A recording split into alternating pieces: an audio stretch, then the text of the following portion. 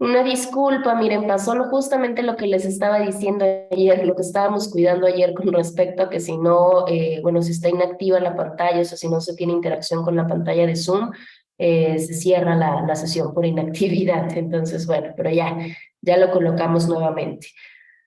En este caso hablábamos de la cuestión de la forma. Va en una letra más chica, eso sí es cierto. En algunos casos, como para darle estilo, como para darle distinción, se utilizan letras cursivas. Esto se hace generalmente en el texto, no en la referencia del autor, no en la referencia de la obra, que es, digamos, lo que va seguidito de esta parte.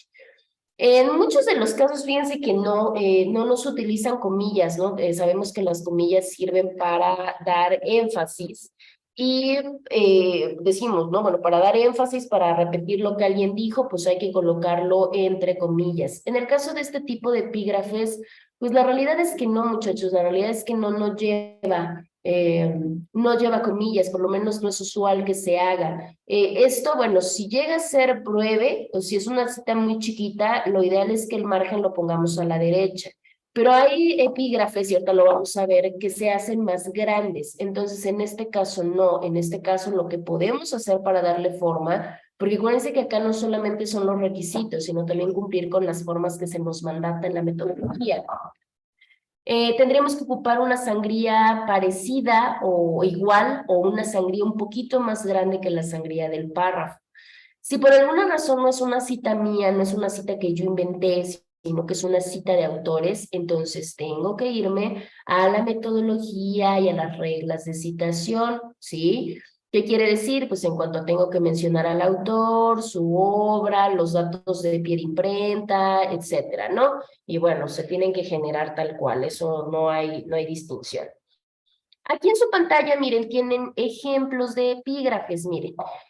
Aquí tenemos un epígrafe bueno, se denomina de una carta de Ernest Hemingway a un amigo en 1950. Si tienes la suerte de haber vivido en París cuando joven, luego París te acompañará. Vayas a donde vayas todo el resto de tu vida, ya que París es una fiesta que nos sigue. Es un ejemplo. Al otro lado tenemos otra en donde nos dice que es digamos que una definición de Daniel, bueno, no una definición, más bien una cita de Daniel Defoe, tan razonable como representar una prisión de cierto género por otra diferente es representar algo que existe realmente por algo que no existe. Esos son algunos, hay millones. Aquí tenemos una frase muy famosa de Henry Ford, y nos dice, todo si piensas que puedes como si piensas que no puedes, estás en lo cierto. Si nos damos cuenta, tenemos en cuestión de márgenes, de sangrías, de cita, pues lo tenemos como regularmente estamos acostumbrados a hacerlo. De ahí tenemos el caso del Popol Vuh, de esta obra de Popol Vuh. Cuando tengas que elegir entre dos caminos, pregúntate cuál de ellos tiene corazón. Quien elige el camino del corazón no se equivoca nunca, ¿no? Entonces ahí tenemos ejemplos. Yo les digo, el epígrafe no necesariamente necesita ser de autores o necesita ser de obras famosas. Inclusive, si ustedes están inspirados y quieren generar un epígrafe personal, lo pueden hacer. Miren, aquí tenemos varias, aquí pueden ver varias.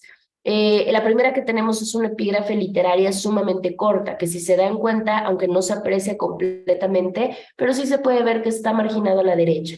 Voy a crear lo que me sucedió. Clarice Lispector, ¿no? Por sugerirles, ¿no? Digo, ustedes pueden colocar las que se les hagan o las que les llamen más la atención, o les decía, si ustedes se quieren poner creativos, pues lo pueden hacer sin mayor problema.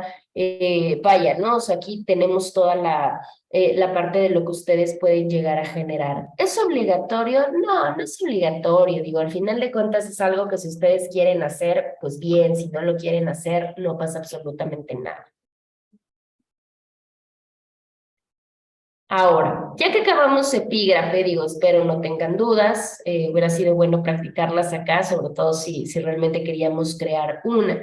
Pero bueno, pues espero que no tengan dudas cuando puedan visualizar la sesión. Digo, me preocupa un poquito porque entonces vamos a tener que darle toda la carga digamos que al examen, porque de aquí a que les cargan la grabación, pues ya no nos da tiempo de evaluar. Entonces sí vamos a tener ahí como algunos problemas. Entonces van a tener que entregar su trabajo, pero solamente como tarea, y bueno, nuestro examen tendría exactamente la misma valorización, porque pues no pueden hacer algo que no conocen y que no han visto. Y si de por sí era complicado que pudieran ver la sesión de ayer, pues imagínense la sesión de hoy, pues va a ser todavía más complicada. El siguiente apartado que tenemos es el apartado de dedicatoria. En el caso del apartado de dedicatoria, pues como su propio nombre lo dice, ¿no? Pues va a ser una parte o va a ser pues digamos que un fragmento de un escrito también opcional, y el formato ustedes utilizan el formato que ustedes quieran. El formato es libre. La dedicatoria, ¿qué es lo que hace? Bueno, ahí nosotros vamos a enunciar a aquellas personas a quienes de alguna manera pues se dedica este trabajo que estamos realizando. ¿Qué es lo recomendable? Porque miren que luego hay unos que les agradecen a 50 personas. Yo sé que muchas personas pues vayan, ¿no? Juegan un papel muy importante en este proceso. En muchos casos, no solamente en el proceso de tesis, ¿verdad? Sino durante el proceso de toda la preparación. Bueno, es la recomendación.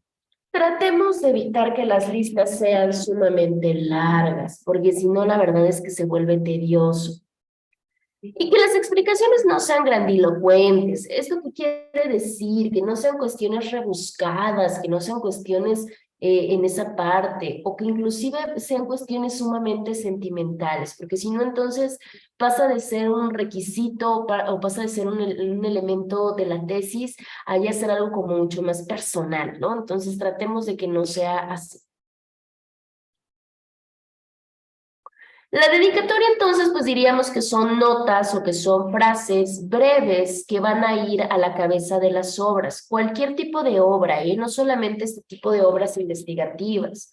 Pueden ser obras artísticas, académicas, científicas, en las cuales pues les ofrecemos a estas personas nuestro trabajo, porque significan mucho para nosotros, ¿no? Para nuestro trayecto, para nuestro trabajo, para nuestra tesis, para la preparación, y bueno, pues les manifestamos esta cuestión de afecto.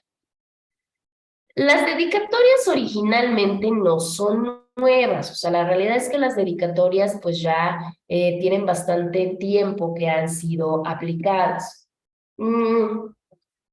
Aquí nos podemos dar cuenta. No hay como tal un origen, ¿no? O sea, no se sabe realmente quién inventó la dedicatoria como tal, pero lo que sí es importante, lo que sí se sabe, es que ya ha sido empleada y utilizada desde hace tiempos antiguos. ¿Esto para qué o como por qué? Desde la antigüedad se dice que la dedicatoria se dio como una forma de regalar o como una forma de dar el obsequio o dar el obsequio, la obra, a un amigo. O en su defecto, pues agradecerle a la persona, agradecerle al mecenas que haya manejado, que haya mantenido al poeta mientras éste se encargaba de escribir las obras. Porque recordemos que hace mucho tiempo eh, las obras que más se daban eran las obras literarias, ¿sí? Entonces, en ese momento, como las obras literarias eran lo que más había personas que eran los mecenas, que eran personas económicamente acomodadas, que se encargaban de patrocinar tanto las artes como las letras, o sea, se encargaban de personas que dedicaban parte de sus riquezas a financiar obras culturales de diferentes formas, ¿no? En este caso, pues las poesías.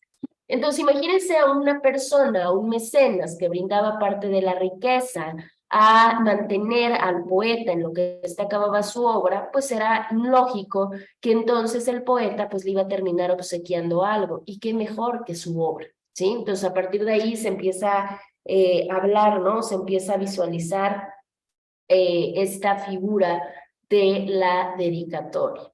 Ya en prácticas, digamos que conforme fueron evolucionando, esa práctica de los mecenas y esa parte del obsequio se vio durante todo el Renacimiento y durante toda la época medieval.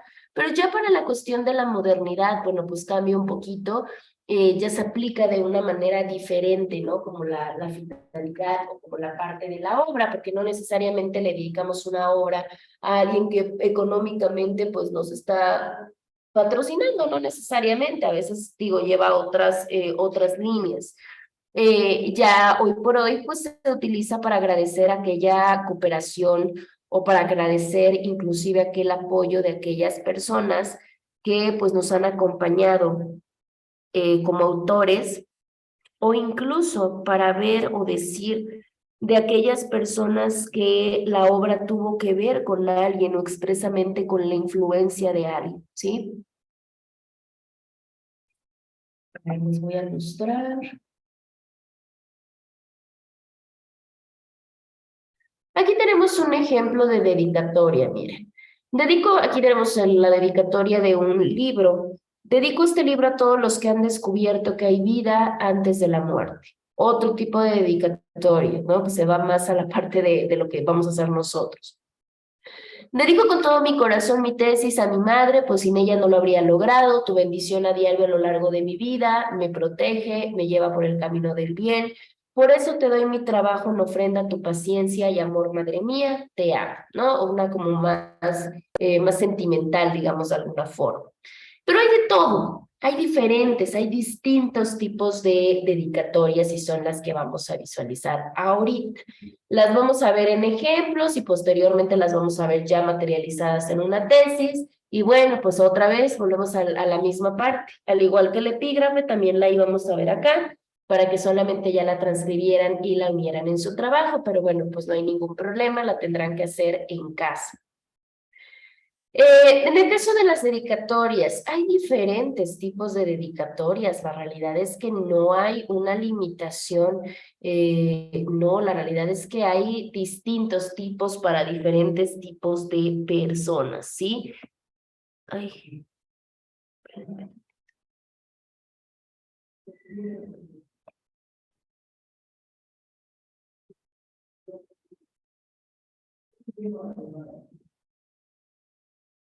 Ahí está.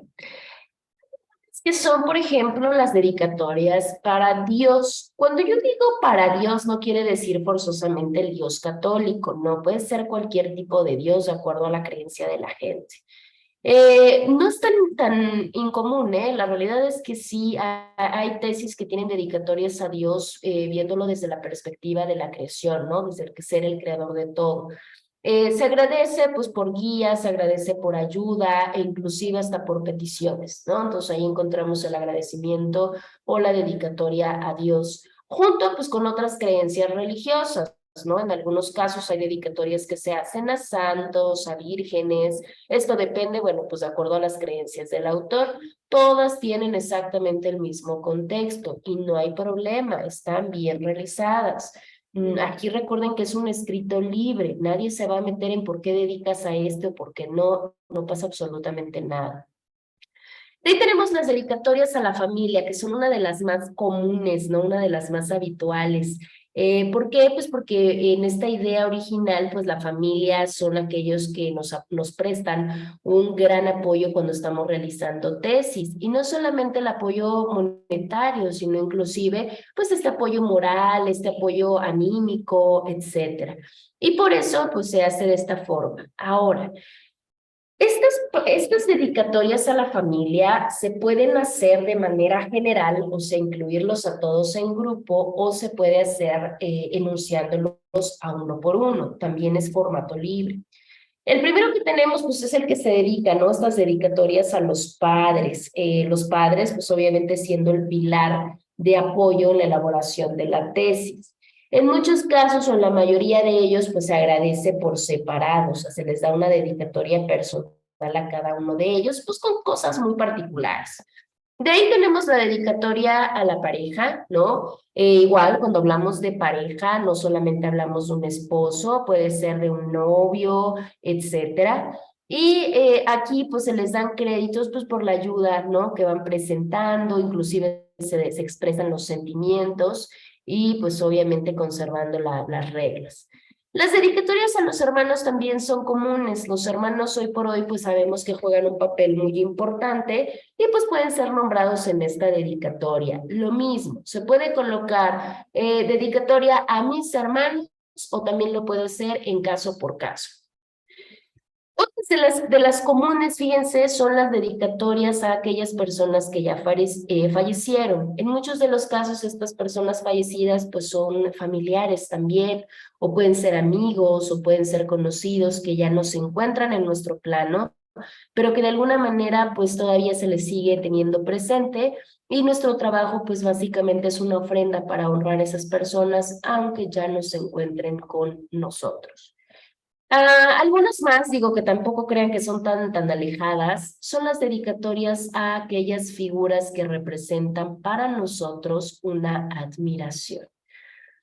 En este caso, ¿a qué nos referimos con eso? Pues porque a veces se hacen dedicatorias a aquellas personas que nos inspiran por su trayectoria, por su profesión, por sus enseñanzas, etcétera. Y aquí podemos incluir a quien sea, poetas, artistas, científicos, cualquier tipo de persona que para nosotros nos represente algún tipo de inspiración. Miren, acá tenemos ejemplo, ¿no? A mis padres por ser pilar fundamental en mi vida, por haberme traído al mundo, inculcarme valores, etc. Abajo encontramos una donde solamente se le hace a la madre, ¿no? Como el que veíamos hace un momento. Más abajo tenemos una dedicatoria exclusivamente al padre, ¿no? A mi padre por brindarme soporte desde el primer día, monetario, moral, consejos, educación. A mi hermana, aquí no nos hacemos en bloque, sino que lo dedicamos de manera individual. A mi hermana por siempre estar para mí, sabes que este logro también es tuyo. El último, por ejemplo, ya se nombra, ¿no? Inclusive ya se le da el nombre a la persona, ya no solamente se dice a mi mamá o a mi madre, sino que se dice el nombre. Dedico este trabajo a mi mamá Luisa por su apoyo, contribución a lo largo de mi vida y de mis estudios. Te amo.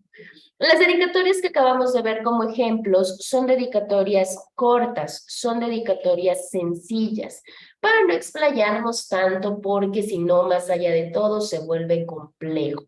Entonces, recomendación, no hay limitantes. Si ustedes quieren agradecerle, más bien dedicarle su tesis a 50 personas, lo pueden hacer. Pero bueno, lo ideal es que solamente fueran aquellas personas realmente representativas. En cuestión de palabras, no, ya vieron que hay dedicatorias de 2 renglones y hay dedicatorias de 8, 9, no importa, esto también es muy libre y de acuerdo al deseo que ustedes tengan. Ahora vamos a verlo materializado en la tesis nuevamente. Entonces déjenme volver a ponerla porque...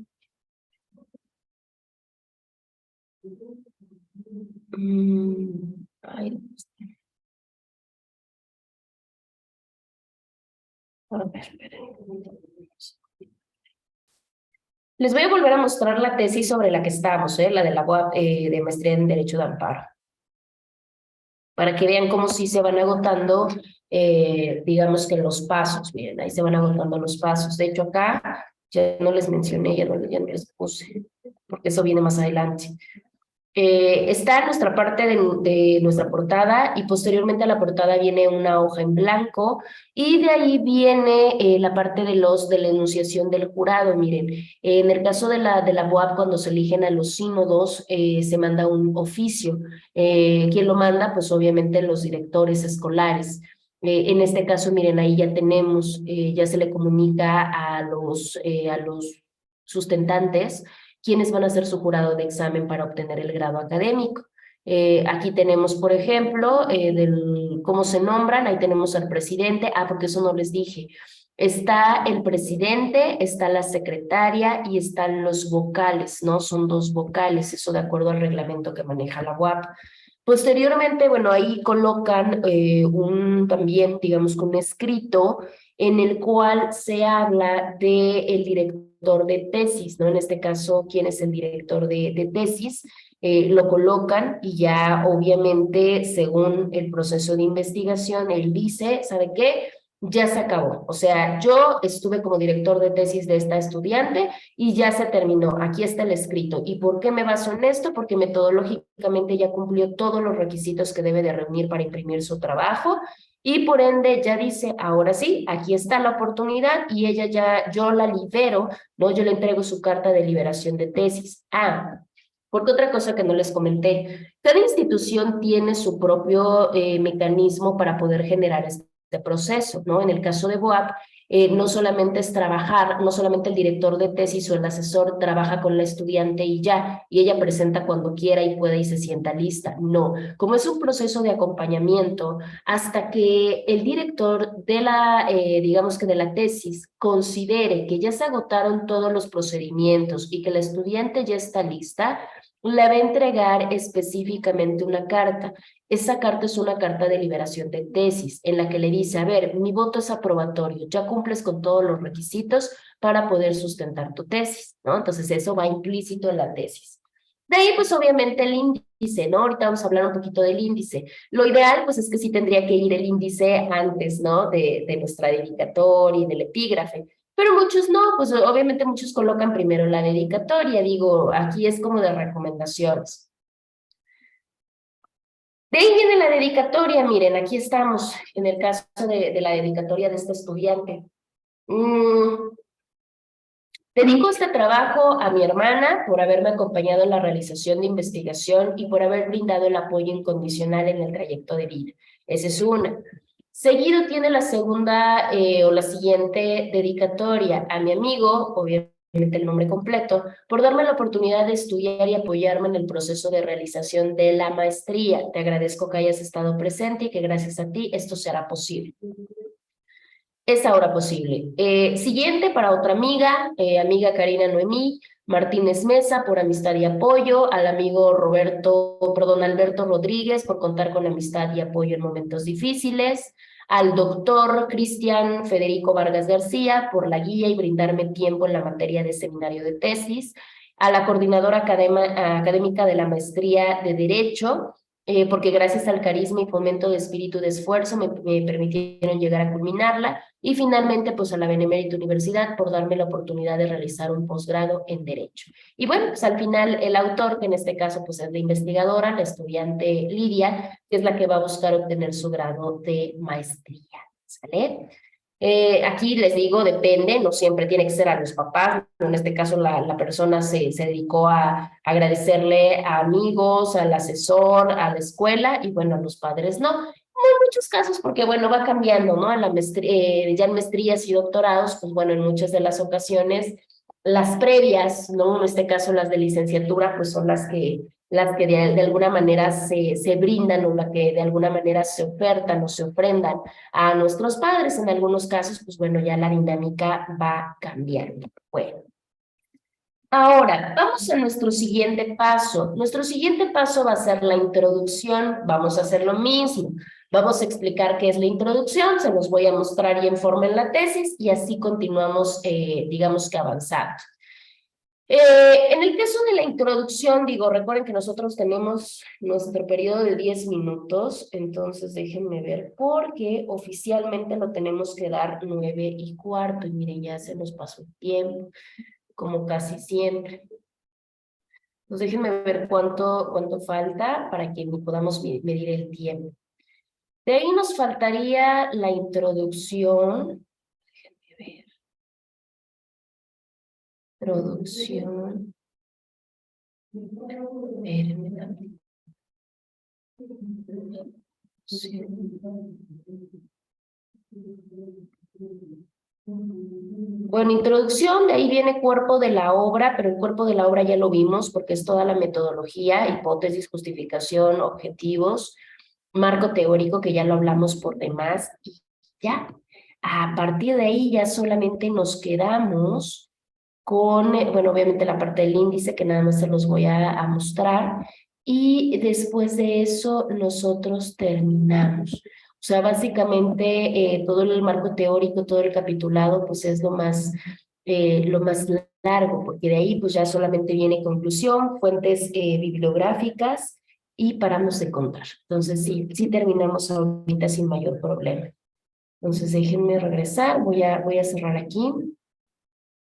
Y bueno, pues vamos a tomarnos entonces nuestros minutos, nuestros 10 minutos y regresamos. No me salgo, yo dejo la sesión abierta y ya ahorita nada más continuamos.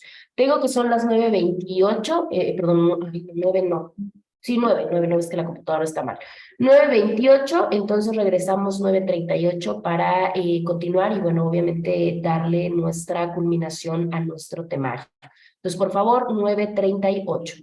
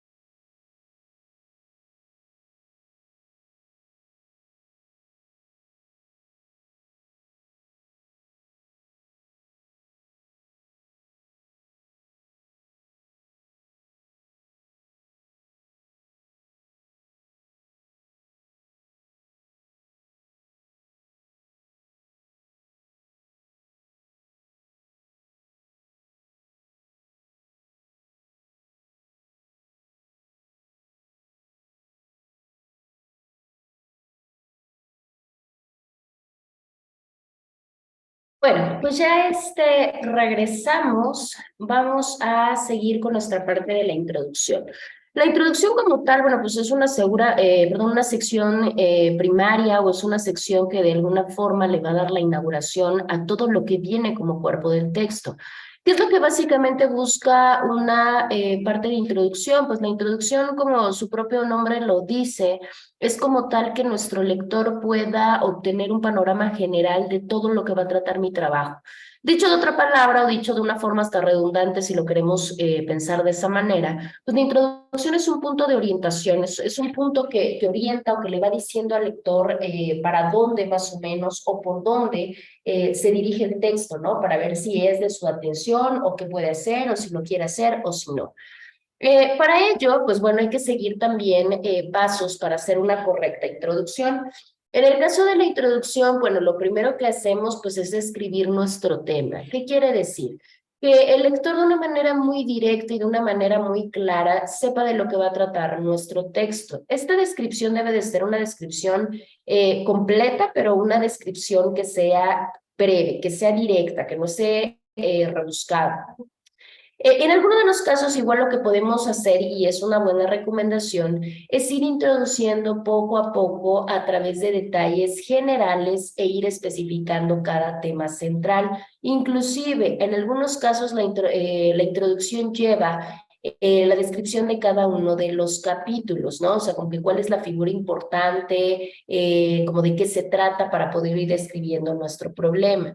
Posteriormente, inclusive, podemos dentro de la introducción llegar a reportar un vacío de conocimiento. Este es bien importante porque cuando nosotros vamos a proponer algo, cuando nosotros vamos a proponer un conocimiento especializado, porque puede ser en áreas nuevas, en el caso de las tesis, por ejemplo, aquí tendríamos que reportar el vacío de conocimientos. Hay que decir, hay que mencionar que nos han brindado, que nos han dicho los autores que hacen referencia a esto que vamos a abordar. Claro que vamos a valorar su aporte, pero también vamos a decir hasta dónde se ha explorado y vamos a decir qué es lo que no se encuentra, de qué es lo que no se ha hablado, qué es lo que no se ha abordado, ¿sí?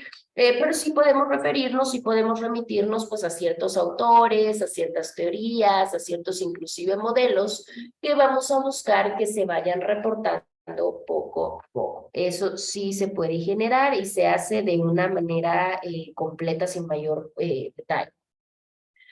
De ahí, pues bueno, ya que reportamos si hay un vacío, sobre todo cuando vamos a incluir algo nuevo, pues ya viene inclusive el proponer preguntas, el proponer objetivos. Este paso que va incluido dentro de la introducción es muy importante porque cuando nosotros señalamos preguntas, quiere decir qué es lo que estamos pretendiendo responder en el trayecto, lo que vamos a pretender que nuestra propia tesis, nuestro propio trabajo pueda responder. Aquí inclusive pueden enunciar algún objetivo a grosso modo, porque es lo que van a llegar a alcanzar. Estas preguntas, bueno, de la misma manera, tanto objetivos como preguntas, pueden ir implícitos dentro de un párrafo. O si ustedes los quieren colocar en lista, esto depende mucho de su estilo, de su gusto y de qué es lo que quieran lograr. Si por alguna razón sus objetivos son varios, sus preguntas son varias, pues por supuesto que lo ideal pues sería enlistarlo. Esto únicamente con la propuesta o con la finalidad pues de que se pueda comprender de una mejor manera nuestro texto. Para que hagan una correcta introducción, es muy importante que se vayan mucho a cómo va a estar o cómo va a quedar organizado nuestro texto. Ese paso, fíjense que yo he visto, inclusive lo hice en algún momento, por eso por experiencia se los comento, a veces eso lo dejamos a un lado, ¿sí? Pero si nosotros lo hacemos previo, y no lo dejamos al final, esto nos va a ayudar a que cuando se lea el texto sea mucho más sencillo, que nosotros ya tengamos una organización interna, que yo como escritor ya sepa cómo le voy a colocar al lector, cómo va a poder recorrer mi obra. Por eso, así cuando tanto el lector como yo iniciemos la lectura, sabemos dónde nos encontramos y para dónde vamos. ¿Qué quiere decir? Pues porque obviamente debemos referirnos a la estructura y debemos de ver cuáles van a ser nuestras secciones, nuestros temas, nuestros capítulos, Porque si nosotros no sabemos, luego es cuando viene el problema de organizar, a ver qué coloco primero. Y el problema es que yo no puedo ir de atrás hacia adelante y luego irme en medio y luego regresarme al principio. No, porque eso va a generar, digamos que inclusive hasta confusión. Tengan mucho cuidado, traten de que sea el orden, inclusive si es una cuestión histórica, pues que sea cronológica. No me voy a ir del 2023 y luego me voy a regresar a 1950 y luego a 1980 y luego al 2000 y luego al 1820. No, tienen que tratar de llevar un orden.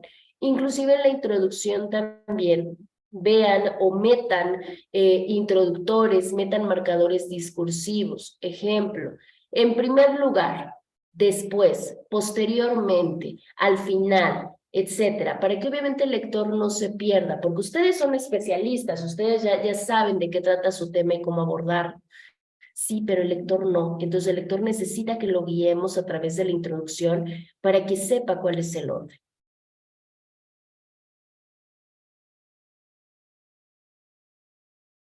Aquí, bueno, ¿cómo podemos generar esta introducción bien? Pues indicando el tema general del cual vamos a hablar, referirnos a bibliografía y ver cuál va a ser la importancia de cada tema que yo estoy proponiendo dentro de mi texto, porque pues es parte de la valorización que le vamos a tener que dar. Posteriormente hay que preguntar, o sea, hay que proponer preguntas, proponer objetivos que voy a abordar durante todo el trayecto de mi obra. Describen mucho la estructura general, cómo va a estar distribuido mi trabajo. Y al final, pues es también muy importante que se encadene, que toda la información vaya unida, que no haya esto que coloquialmente conocemos como cabos sueltos, sino que claramente yo me pueda ir de una manera guiada sin perderme, sin hacerme bolas, sin mucho menos, ¿no? O sea, sino que básicamente pues yo lo tenga muy claro. Posteriormente a eso, ya que yo generé toda esta parte, la introducción también lleva cuerpo, o sea, la introducción, digámoslo de alguna manera, también lleva formas de poderlo hacer. No solamente tiene que ver con una cuestión de introducción y de desarrollar preguntas, ¿no? Inclusive en la introducción también deben de colocar aquellas investigaciones que ustedes ya fueron consultando. ¿No? O sea, de dónde yo consulté, qué fue lo que yo hice, porque si nosotros nos brincamos esa, digamos que esa idea, podemos llegar a generar problemáticas. Y al final, pues vamos a tener la conclusión, ¿no? Ya que tenemos todo este material, pues por supuesto que yo dentro de mi introducción debo de llegar a poner cuál va a ser la conclusión, a dónde yo voy a aterrizar mi problema de estudio. Ahora vamos a ver esto en la tesis que estamos observando. A ver, déjenme ver, está cargando. Ahí está.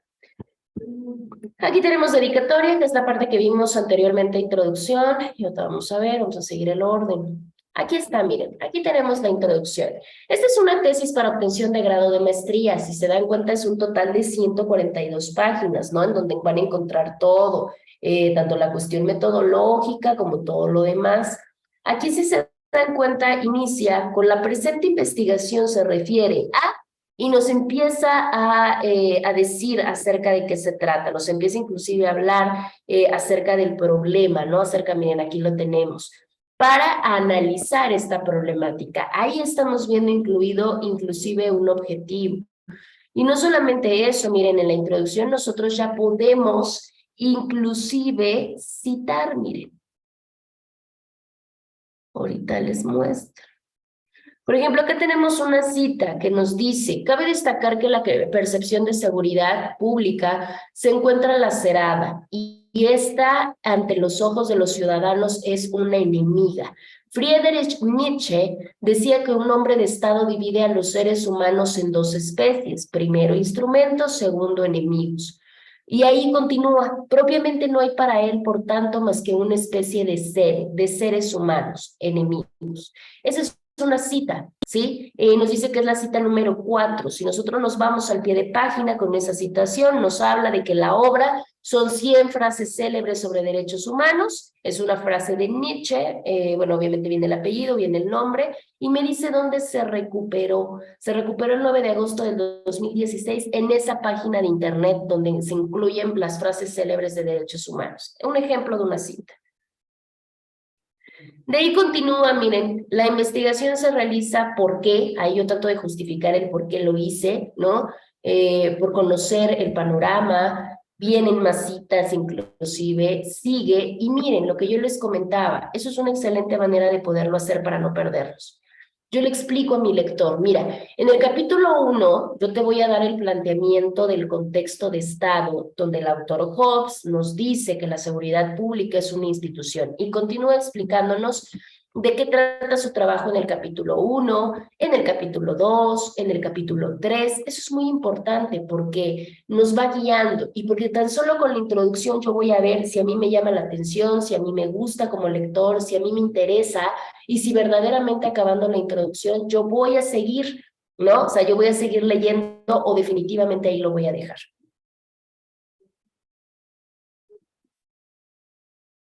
Las introducciones ya vimos que son demasiado directas, entonces se pueden dar cuenta, una, bueno, esa ni se cuenta, una con dos, tres, estamos hablando de un poquito más de 3 páginas de introducción, o sea, no es una cuestión tan extensa cuando se hace la parte de la tesis. Y si se dan cuenta, esta tesis de maestría solamente tiene 3 capítulos, solamente que cada capítulo tiene bastantes subtítulos, eso vayan observando.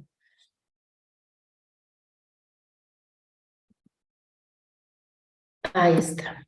Y posteriormente ya empezamos con lo fuerte, ya empezamos con el contenido grande, ya empezamos a hablar del capítulo. Cada capítulo va a tener un nombre, si se dan cuenta lo primero, siempre en primeros capítulos empezamos en la mayoría de ocasiones con una parte contextual y con una parte histórica. Por eso ahí nos dice breve historia del Estado, también nos aborda el concepto y nos aborda el tipo de Estado. Ese es el capítulo 1. Antes de irnos ahí, pues vamos a hablar un poquito del índice. De hecho, vamos a hablarlo y vamos a verlo de acuerdo a lo que tenemos aquí como ejemplo, porque bueno, ya todo lo demás, pues ya es básicamente el cuerpo de nuestra obra. El índice que pues nosotros podemos ver ahí materializado en la tesis, ay, no, espérate, me equivoqué de presentación, a ver, déjenme ver. Ahí está, mira. Bueno, el que nosotros tenemos como índice es una sugerencia. Yo les digo que eso depende mucho de su estilo, de su gusto, de su tema, de su interés. Pero es una sugerencia, miren, acá tenemos no tantos capítulos, pero sí tenemos varios subtítulos por capítulo. Y mi índice tiene que indicar la página. La dedicatoria es de una sola página, ¿no? Inclusive ni siquiera se numera porque no es como un contenido como tal. Yo empiezo a numerar a partir de la introducción. La introducción sí, la introducción empieza inclusive a contabilizarse como páginas extra, porque el contenido como tal empieza, o el marco teórico o el cuerpo de la obra empieza con mi capítulo 1. En este caso, miren, tenemos 1 y aguas, porque ese es el título, el capítulo. Pero recuerden que tenemos temas y subtemas. Ejemplo, en tema 1 tenemos un concepto de estado, bueno, en 1.1, que no es parte del capítulo. Tenemos otro que es el 1.2, pero ese 1.2 va a tener todavía subelementos, subtemas. Porque en los elementos constitutivos del Estado no solamente es uno, son 3. Entonces ahí ya coloco 1.2.1, 1.2.2 y 1.2.3. Y así se va esa mecánica. Señalando claramente sus páginas de inicio de cada uno, ¿no? En el caso, vamos a poner el ejemplo de, ¿qué se les hace? Bueno, de la población. La población inicia en la página 5, el territorio inicia en la página 7, o sea, tenemos un contenido de 2 hojas, y así lo pueden ir viendo en cada uno. De hecho, acá estamos hablando de que por lo menos el primer capítulo tiene 43 páginas. El segundo capítulo tiene veintitantas páginas. Y el capítulo tercero es el que más páginas tiene, porque tiene 50 páginas. De hecho, es curioso porque el capítulo tercero no es que todas las páginas sean de ese mismo capítulo. Originalmente hablamos de 25, 26 páginas. Entonces decimos, bueno, y si se acaba entonces mi tercer capítulo en la página número 106, ¿qué es lo que pasa en las siguientes 24 páginas? Ahorita lo vamos a platicar. Pero entonces esto nos deja subsistente de que tenemos una tesis de 3 capítulos de diferentes subtítulos o subtemas, pero que estamos hablando de un aproximado más o menos de 105 páginas, ¿no? Entonces, para que más o menos vayan teniendo una idea del índice, de cómo lo formulamos y de por dónde empezamos. Ya de ahí vemos que todo el contenido pues es básicamente nuestro cuerpo de la obra. El cuerpo de la obra ya vimos que tiene sus capítulos, sus subcapítulos, sus secciones y todo eso va a formar el contenido de la tesis. Ahí inclusive vamos viendo a detalle pues cuál es el problema de investigación, encontramos el marco teórico, ahí mismo encontramos la metodología, los resultados, la discusión de los resultados. Dentro de esta obra, el capítulo va a ser la parte que nos va a hacer la señalética de cómo se va a dividir de manera general el cuerpo, ¿sí? El subcapítulo es como un desglose de los puntos que va a abordar mi capítulo. Recomendación, atiendan mucho al orden lógico de títulos, capítulos, subcapítulos, para que así podamos ser sumamente precisos y sumamente claros y que como tal nuestro trabajo logre tener claridad y logre tener congruencia, ¿sí? Y sobre todo congruencia con la introducción que ya brindamos o que ya dimos. En el mismo, digamos que en el mismo cuerpo de la obra, recordemos que implícito, no señalado, ya implícito, vamos a colocar nuestro planteamiento del problema. Ese ya lo platicamos desde un principio en metodología.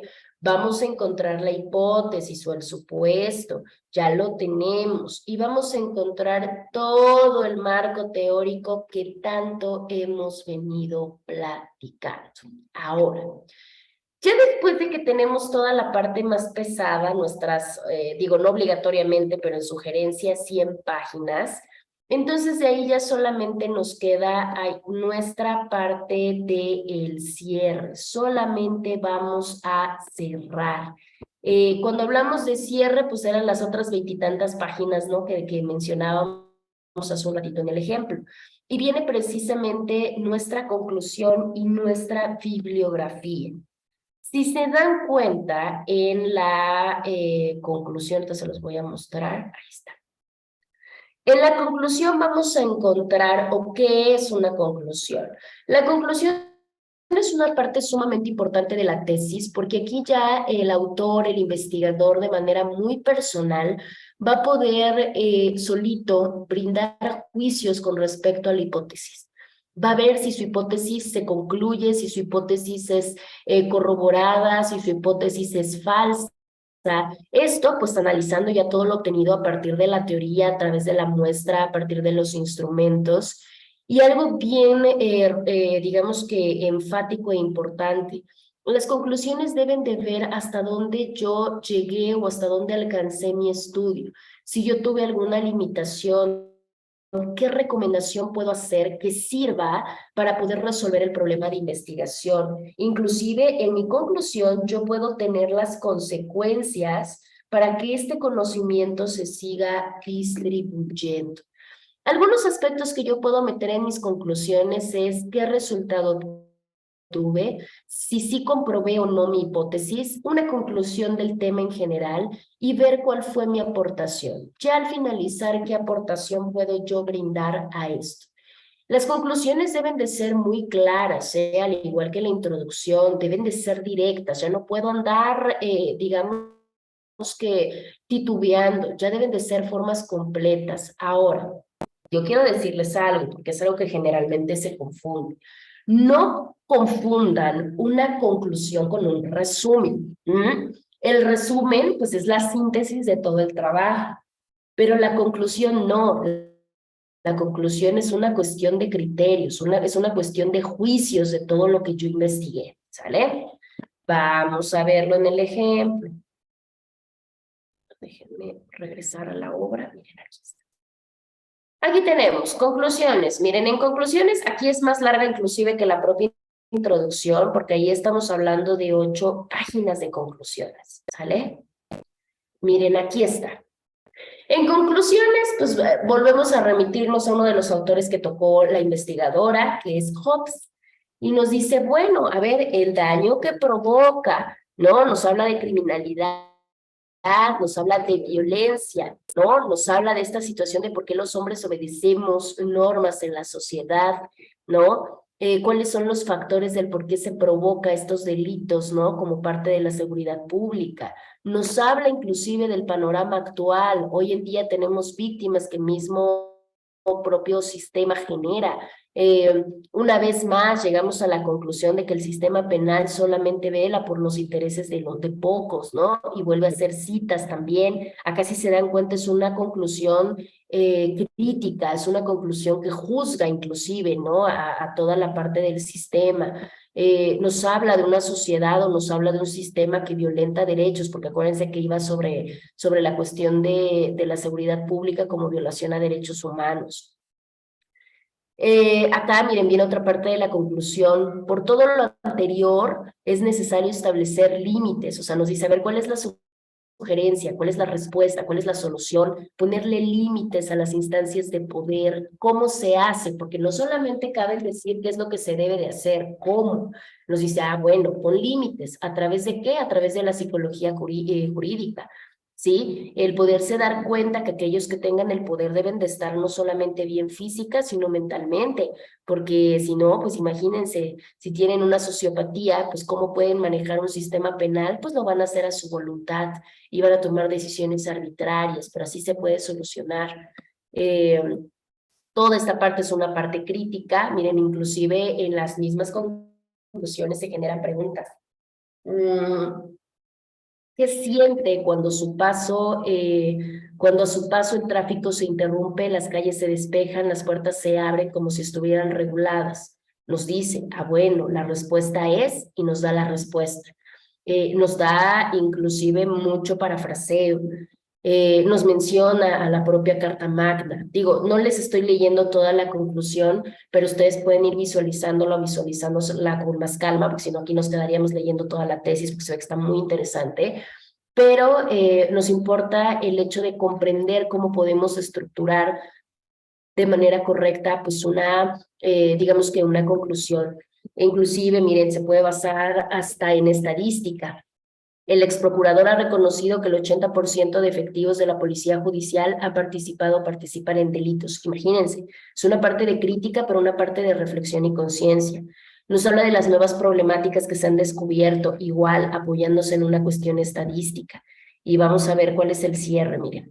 El cierre, a partir de las modificaciones del 21 y 115 constitucional, permite que el trabajo en términos de gobierno se haga ya con un ejercicio de inclusión de seguridad pública como derecho humano. ¿Eso a qué nos va a ayudar? ¿O cuál es la aportación? Pues a fortalecer los lazos entre la sociedad, Estado, policía, rescatar valores, respetar derechos, y a partir de ese momento se van a generar políticas que nos permitan que se mejore la calidad de la seguridad pública.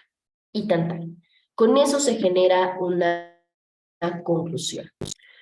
Ya para finalizar, pues entonces solamente nos quedamos con la parte de nuestra referencia bibliográfica, ya que se concluyó, digamos, nuestro trabajo, pues viene el momento de referenciarlo, viene el momento de colocar la bibliografía, que van a ser todos estos documentos, todos estos textos que me sirvieron como investigador, como apoyo para poder hacer mi trabajo. Son todos estos elementos detallados que nos pueden ayudar a identificar todas aquellas publicaciones que yo fui utilizando en mi obra, que es sumamente importante. Acuérdense que los autores se escriben con mayúsculas, se colocan en orden alfabético. Si yo tengo obras de un mismo autor, los tengo que colocar de acuerdo al año de publicación de las obras. Si pertenecen a ese mismo autor, pues también se ordenan por alfabeto. Si el año de publicación es incierto, pues ponemos una fecha aproximada. Si yo creo que fue entre 1991 y 1997, pero no sé con exactitud, coloco 1900 y se queda con línea porque se deja abierto. Cada componente de referencia bibliográfica se tiene que ir separando, o sea, no podemos colocarlos todos juntos, para eso tenemos el punto y los dos espacios. Los interlineados deben de ir en espacio seguido, y se siguen por dos líneas, ahorita lo vamos a ver materializado. Y ya que vimos que como tal se ordenan de manera alfabética y cronológica, pues se tienen que numerar de el 1 para abajo. O sea, yo no puedo poner referencia 1, referencia 5, referencia 2. No, tiene que ser en forma ascendente.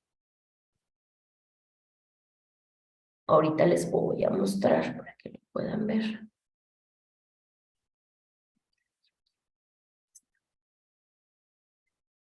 Aquí está, si se dan cuenta, ya estamos en la hoja 132 de 142 y viene precisamente las referencias, bibliografía, fuentes bibliográficas. Aquí lo tienen. Si se dan cuenta, se sigue la regla, claro. Iniciamos en orden alfabeto. Agamben, Andrade, Arnaiz, Vidar, Concuera, ¿sí? Vienen citadas, bueno, pues sí, obviamente con su respectiva sangría, nombre del autor, nombre de la obra, pie de imprenta, que nos lleva la edición, el lugar y la fecha. ¿Sí? Así si se dan cuenta, si se siguen todas, ahí van los diccionarios, ahí vienen los libros, ahí viene todo lo que se consultó. Y miren, si se quieren dar una idea, vamos a hacer la cuenta para que vean cuántas obras se consultaron para esa tesis de obtención de grado de maestría. 10, han ser como 20. 2, 3, 4, 5, 6, 7, 8, 9, 11. 22, 23, 24, 25, 26, 27, 28, 29. Tenemos un total de 29 obras consultadas, para que se den más o menos una idea. Y hablamos de 29 obras consultadas en cuestión de libros, ¿me explico? O en cuestión de referencias de bibliografía. Pero aparte viene la cuestión de los elementos electrónicos, ¿no? Ya vimos cómo citar, ¿no? Eso lo vimos en la clase del día de ayer. Cómo colocas tu link, cómo colocas si es un PDF, cómo colocas si es un sitio, etcétera. Entonces tenemos, eran 22 y 8, 9, y tenemos 10, 11, 12, 13, 14, 15, 16, 17, 18, 19, 20, 21, 22, 23, 24, 25, 26, 27, 28.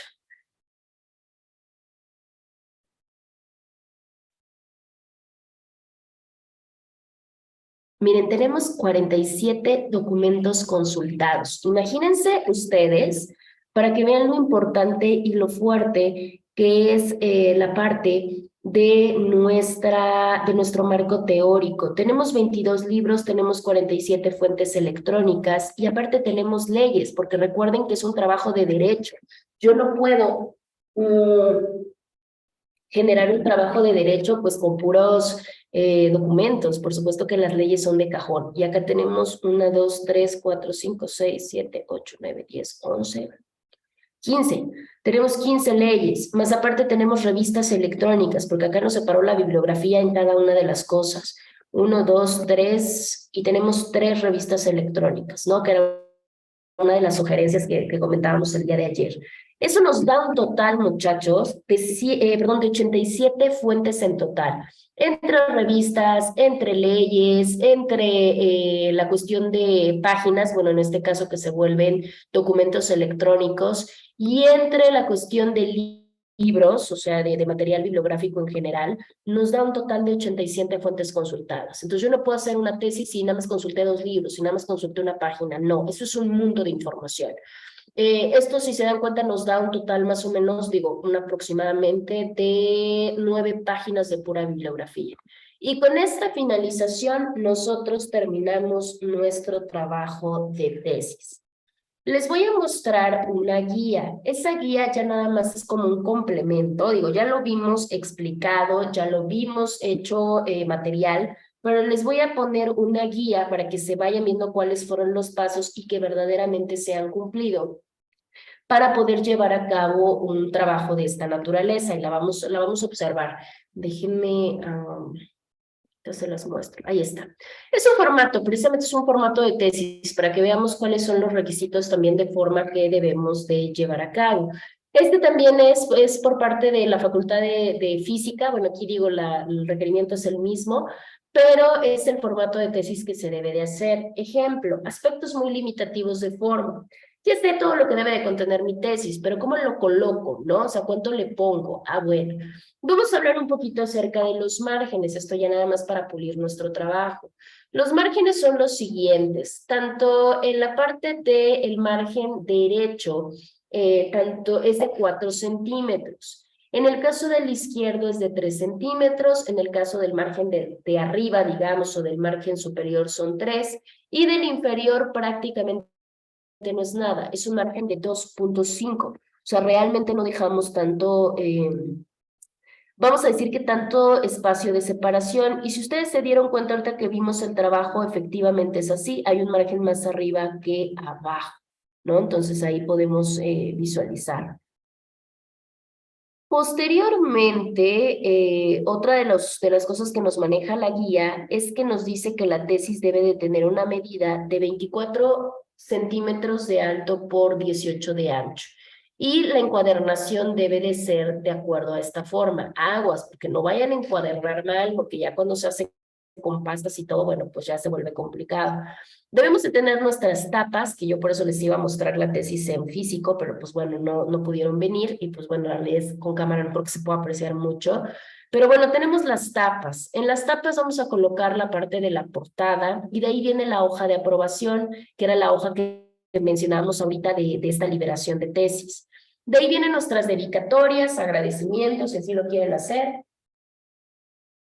Viene la introducción, viene el índice y de ahí viene nuestro cuerpo de tesis con todos sus capítulos, subtítulos y demás.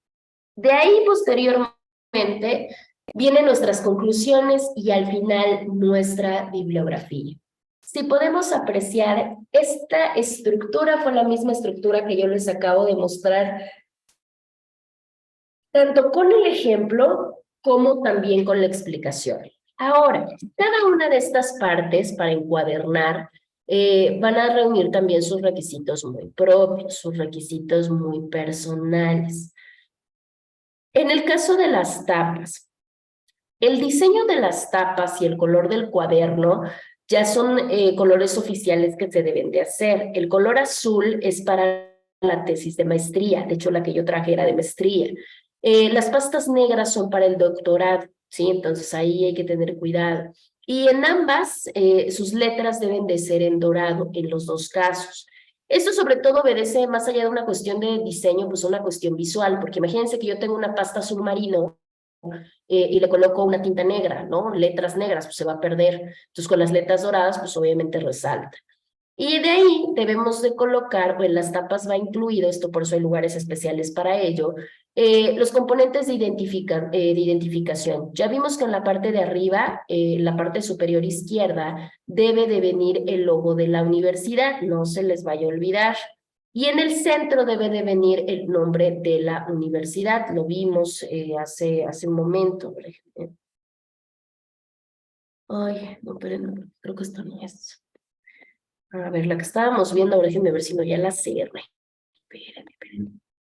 Ah, no, es que puse una liga de los que estaban ahí, esperen. Nada más para que veamos cuál es el formato. Hoy por hoy, fíjense que ya muchos, ¿qué les puedo decir?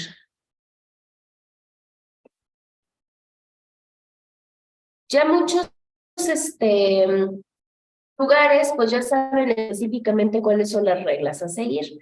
Entonces, digo, la realidad es que ya no tienen este problema, ¿no? O sea, ya saben solitos cuál es el formato que deben de llevar. A ver, déjenme ver por qué no tengo ningún no sé por qué no tengo cursor, esperen. Ah, ya me apareció. Porque luego como que se desaparece el cursor. Ahí está, miren, nos dice o nos mencionaba la parte de nuestro logo y de nuestro nombre de la universidad. Aquí está. Se sigue forzosamente así como lo comentamos nosotros. Aquí en su pantalla ya les aparece la parte de la portada, bueno, eso quiero yo creer. Ahí está, miren. Aquí tenemos la parte de nuestra portada, donde verdaderamente del lado izquierdo encontramos pues ya nuestro logo de la UAP y posteriormente encontramos el nombre de la universidad. Ahorita vamos a ver si los datos verdaderamente coinciden, o sea, si el formato se respetó como lo menciona nuestro propio formato de guía de tesis.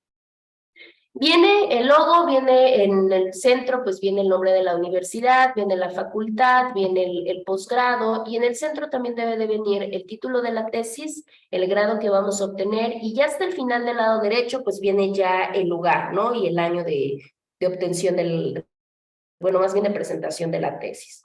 De ahí nuestra portada. Acuérdense que la portada debe de tener exactamente los mismos datos de la tapa, solamente que lo que se le quita pues va a ser nuestro logo, porque ya sería un poquito ocioso volverlo a hacer.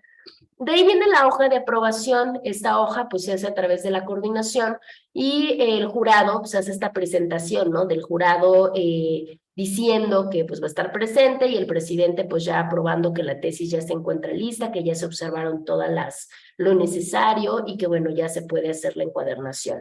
El agradecimiento, fíjense que esto se hace en la mayoría de ocasiones cuando se tuvo apoyo con la CIT, o sea, cuando se tiene beca con CONACYT. De otra manera, pues la realidad es que yo no, hasta donde yo sé, eso ya no se hace. De ahí viene nuestra parte bueno, del índice, y en el caso del índice, pues ya viene en el centro de la hoja, debe de venir con mayúsculas, se habla de un índice general, y ahí vamos colocando todos los temas que va a abordar mi investigación. Ya vimos que se hace a través de capítulos o a través de subtítulos y vamos colocando nuestra numeración. De ahí viene nuestra introducción, que es para poder recuperar la atención, ¿no? La información por parte de los lectores. Ya vimos cómo se hace y demás, y no se sigue absolutamente ningún otro apartado. De ahí viene el cuerpo de la tesis. En el caso de las variaciones, pues solamente lo que se pide es que se señale con claridad el aporte de tema de tesis, porque bueno, generalmente es lo que nos preguntan. En la conclusión, pues ya vimos que las conclusiones es el trabajo de investigación y en la bibliografía. Esto fue lo que ya vimos nosotros aplicado. Si yo tengo un artículo, se cita de esa manera, que también yo ya se los enseñé. Si es un libro, pues se hace de esa manera. Y ya, al final de cuentas, esos son los únicos lineamientos de forma que se nos piden o que se nos solicitan para poder presentar un trabajo de tesis de forma adecuada. Y con eso, muchachos, nosotros estaríamos terminando en tiempo y en forma nuestro trabajo, o bueno, más bien nuestra materia de seminario de tesis.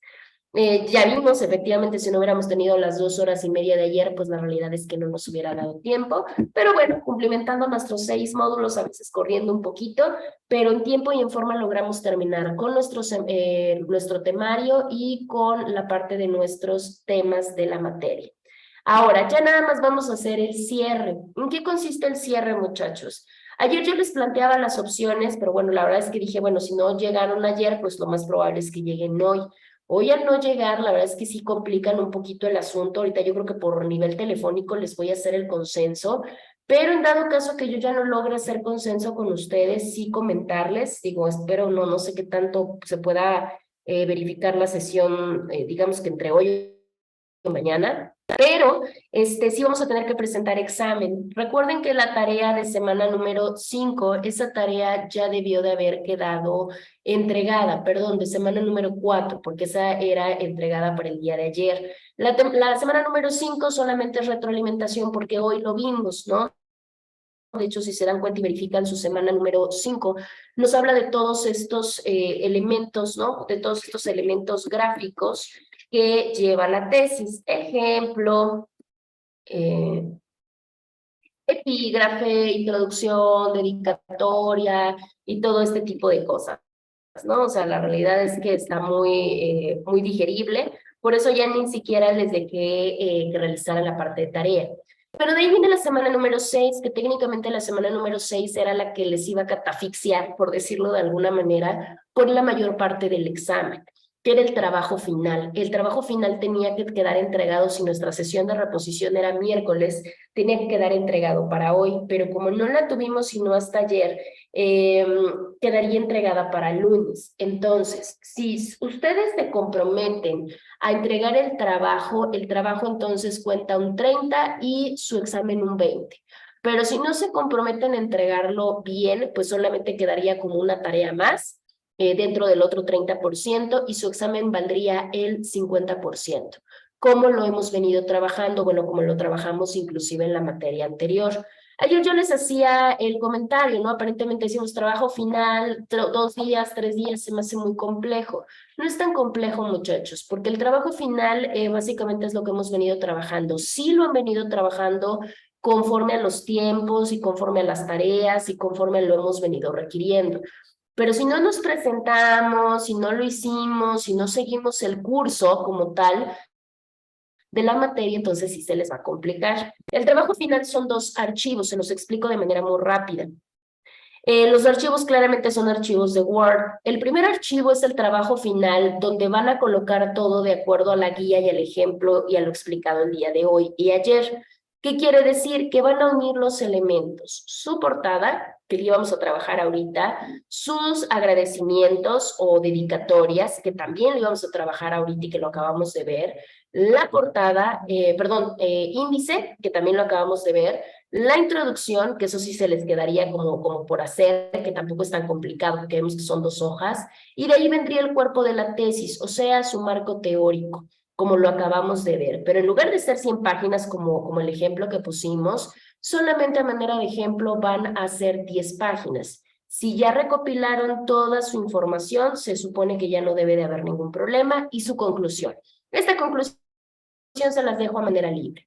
Y en el segundo archivo tendrían que contener entonces la unión de toda la metodología de la investigación, todo lo que fuimos trabajando a través de las semanas, planteamiento del problema, objetivos, justificación, hipótesis, elección de muestra y bibliografía. Si se dan cuenta, todo eso ya lo trabajamos. Lo fuimos trabajando semana con semana, inclusive varios temas los trabajamos aquí, nada más se quedaron para pulirlos y los cargaron a plataforma. Ese es el segundo archivo que va incluido dentro de este trabajo final. Ahorita aún así yo los contacto para poder visualizar, para podernos poner de acuerdo también en cuanto a las horas, porque ese sondeo y ese consenso también lo iba a hacer ahorita, pero bueno, pues ya no lo pude hacer desafortunadamente con ustedes, pero ahorita yo los localizo para que no vayamos a tener ningún problema. Igual también fíjense que vamos mucho en la parte, déjenme ver, en la parte de entregas de calificación, viendo porque no solamente es lo que vaya, ¿no? O sea, la preferencia que uno pueda tener con la cuestión de los tiempos, sino recuerden que porque nosotros ya tenemos tiempos establecidos, entonces tenemos obviamente que someternos a las fechas que la institución ya nos entrega. Por eso no podemos desfasarnos tanto. Se supone que su evaluación es hoy, y nosotros tenemos que estar cargando calificaciones a más tardar el día martes. Entonces, por eso les decía que su trabajo tendría que quedar entregado día lunes para que yo les acabe de hacer revisiones el día martes, les ponga su calificación, se las comente y la cargue a sistema. Pero bueno, de todos modos, ahorita yo los contacto para que lo podamos verificar. ¿Les parece bien? Bueno, de todos modos, yo quedo pendiente a cualquier duda o quedo pendiente a cualquier pregunta que puedan llegar a tener, pues la aclaramos sin ningún problema, ¿sí? Bueno, de todos modos, un gusto haber trabajado nuevamente con ustedes y cualquier cosa, pues ya saben que quedamos aquí a sus órdenes. Les deseo mucho éxito porque, bueno, ya no los veo, ya ahorita nuestra comunicación solamente es a través de teléfono, pero pues les deseo mucho éxito. Cuídense mucho y también mucha suerte en su examen.